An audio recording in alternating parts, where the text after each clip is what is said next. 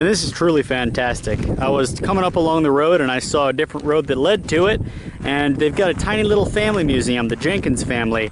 They've been in the area since back in the Pete French days, and apparently they bought a couple of ranches from Pete French, and because of that they kind of just have this in their family. And I was asking, I said, you know, I'm interested in Range Wars history and the Johnson County War, and I mentioned the T.A. Guest Ranch. I said, are there any bullet holes in this?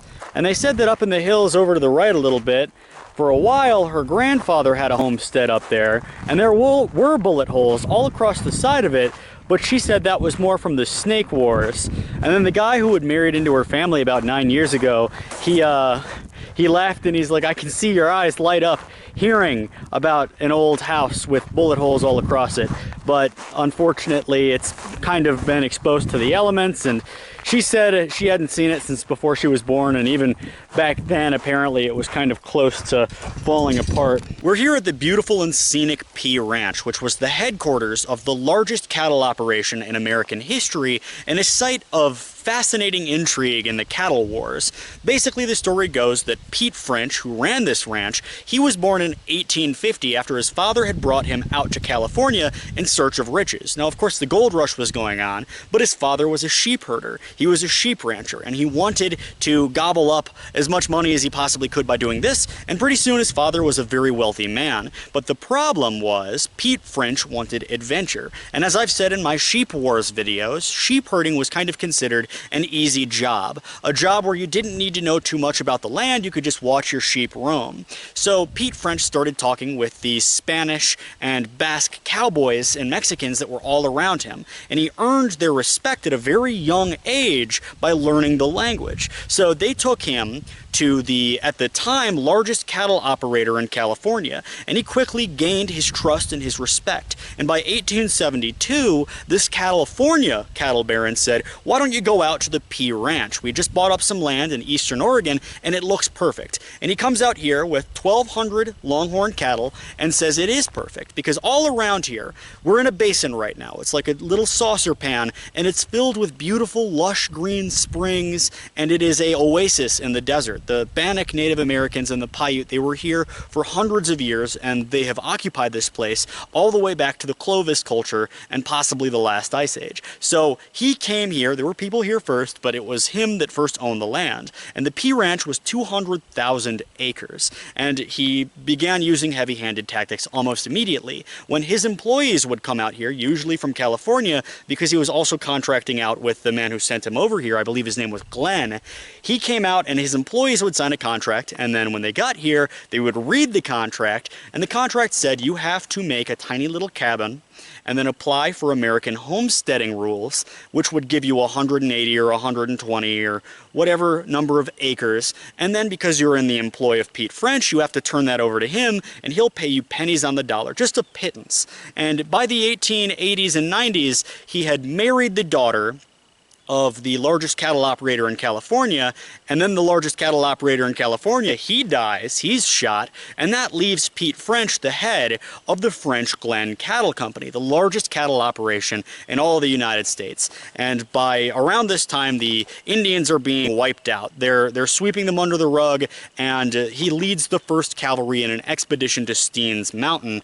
And it's very sad because as they move these native peoples, this is the only area of really lush green vegetation for dozens of miles around. It's just a total desert, and they don't really have access to the resources they need. And then he starts abusing the local people because they start to found towns around here, Harney and Malheur counties, and this is on his ranch. So by doing this, what his favorite tactic is basically saying, you used that road and that road's on my property, so I'm going to file mountains of paperwork in Portland, and I'm going to make you, in the middle or just after the Indian Wars, go all the way across the Cascade Mountains in your wagon, and you're going to have to go file paperwork there. And you're going to have to go to the courtroom there. And then you're going to come back, and I'm going to file another case. And by the time they did this 2 or 3 times, they would be bankrupt, and then Pete French would just gobble up whatever ranch they owned. And by doing this, he enlarged the size of his holdings, but he also drew the ire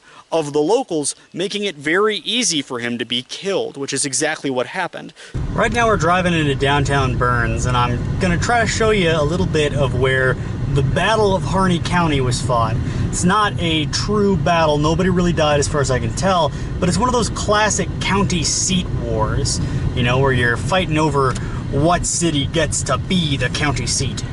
Some of the buildings here on the main street of Burns would have been witness to the 1890 county seat war for Harney County. And essentially this war went, they decided to form Harney County out of Grant County because Grant was a very large county and it took several days to reach the county seat if you were sued by somebody here in Harney. And by the way, this is the Masonic building, it dates back to the war.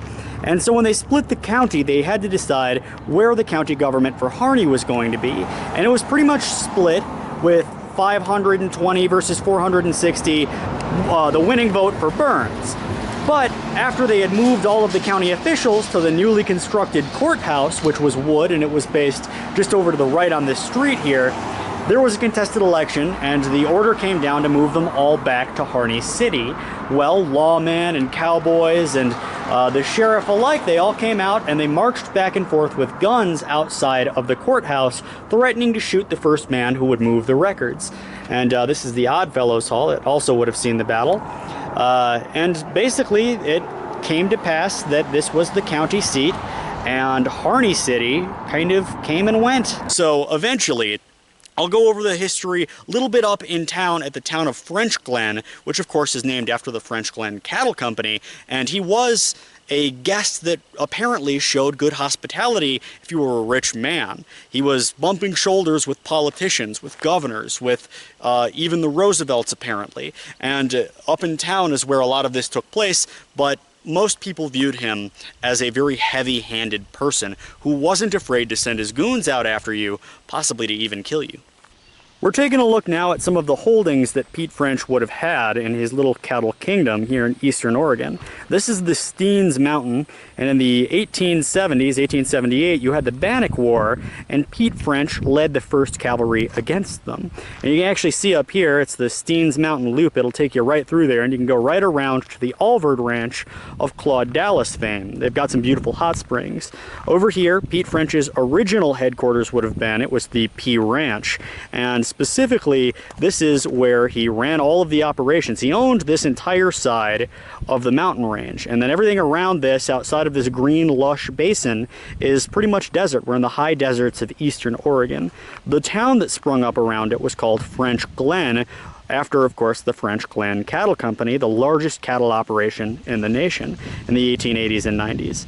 And if you take a look through the streets of the town, this hotel on the left is where French would have invited his political-oriented guests, poets, but also politicians, governors, senators, congressmen, and they would carry favors for him and get him out of a lot of legal trouble and questionable deaths that happened to homesteaders around his property. And actually, just over here a little bit further, you can see the size of the operation in the 1880s and 90s. Where this man is walking, you've got a general store that was built in the 1880s on the headquarters of where the P Ranch now sits. Now, of course, most of that is the Malheur Wildlife Refuge. And the mercantile that Pete French made back on the P Ranch is nowadays in French Glen. Original floorboards and all.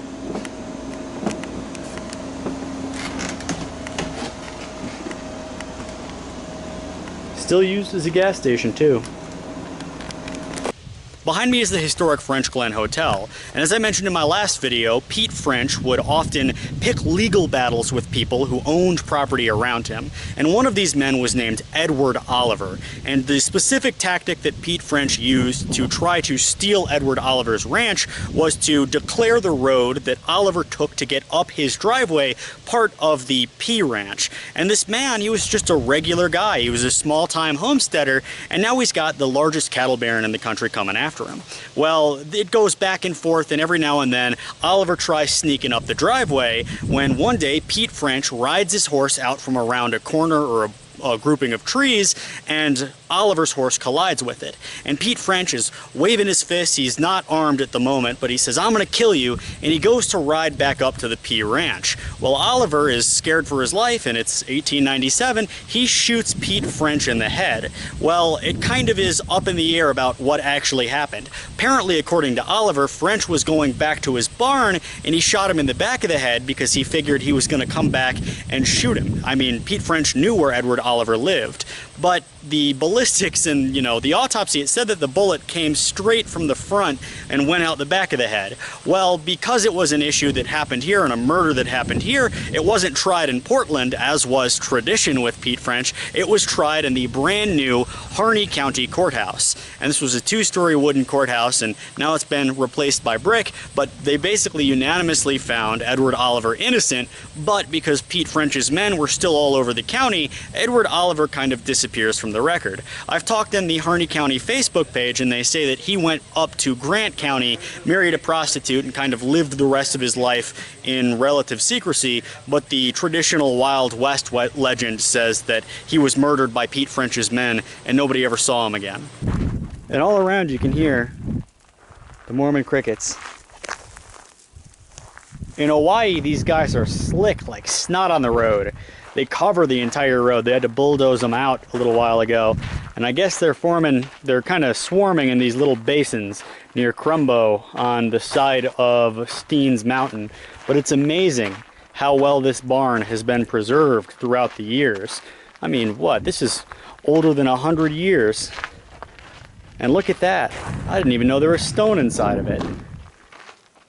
That's beautiful. And it cuts the wind right out immediately.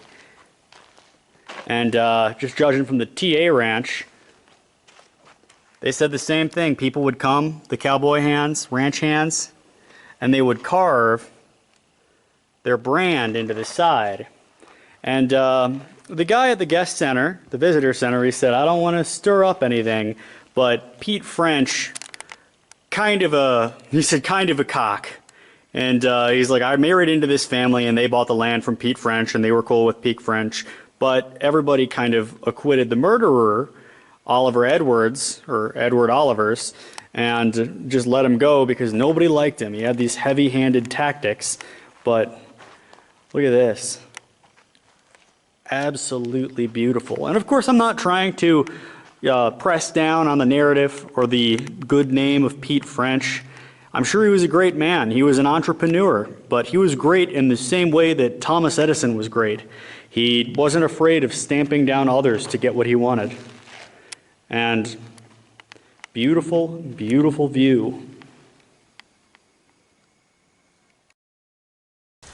Everybody who studies Wild West history wants a good villain, and that's why a lot of people like Bill Hanley, who's buried behind me, are forgotten to these sands of time. Bill Hanley is probably one of the best good guys in the history of the Wild West, and he was good through and through. So his story begins around the same time as Pete French. Apparently, his father told him and his 2 brothers, go out to eastern Oregon, buy a beautiful lush valley, and hold on to it with everything that you have. And they did this, but eventually the 2 brothers, pretty soon after, said there's a gold rush in Alaska, we want to go strike it rich. But Hanley said, no, I made a promise to my father and I'm going to keep it. So he stayed out here, and through clever entrepreneurialism, he started buying up for $6 an acre the Double O Ranch. Now, his holdings were about 25,000 acres, which is only a little bit over 1/10 of what Pete French had, but it was more beautiful, arguably, and it wasn't really that productive. It was just the beauty of it, the wildlife, the birds coming through, the northern flyway, the Pacific bird flyway, and he started advocating for conservationism. He was friends with poets. He was friends with C.E.S. Wood, the Roosevelts, William Howard Taft, tycoons, politicians both left and right. He dabbled with politics a little bit, running for the Bull Moose platform, never really went anywhere, but he was meeting with all these politicians. In fact, there was one instance where him and 8 Western governors went on a long-distance journey from here in Harney County all the way over to Washington, D.C. to meet with the politicians there, but the media only ever focused on Bill Hanley because at the time he was a larger-than-life figure. In fact, he actually died in 1935 in this county. It was after a long cattle drive, and they were celebrating Bill Hanley Day. This was his birthday, and it was 1935, and after all of this thunderous applause at every train stop, and everybody's clapping for Bill Hanley, he dies of a heart attack. But he lived such a large life, and he really was a friend of the common people, and when he died, he turned over his ranch to the common people for their enjoyment. And nowadays, the Double O Ranch is part of the Malheur Wildlife Refuge, and it is one of the best contributing places on the wildlife refuge. Unfortunately, it's very difficult to view his original ranch because it's not open to the general public. And yeah, look at that. From the main road leading to Burns, it looks like it's one big wood building, but all out here it's totally open. You can imagine kind of just relaxing underneath the roof here.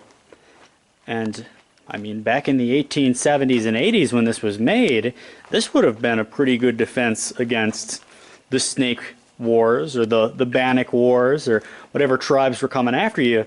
And you know Pete French had to think somewhere in the back of his mind, this is also to hold the homesteaders off just in case they decide to band together like they did at the TA Ranch famously in the Johnson County War and finally decide to come kick my butt.